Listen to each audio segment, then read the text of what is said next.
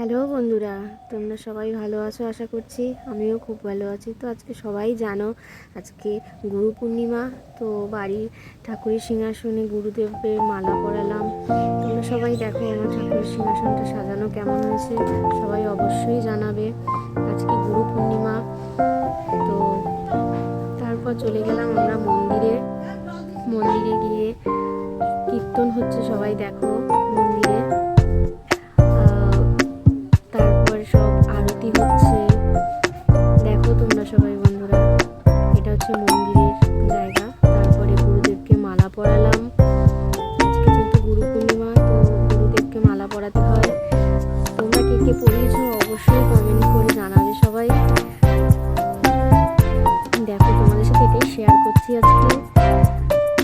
এটা আমার গুরুদেব।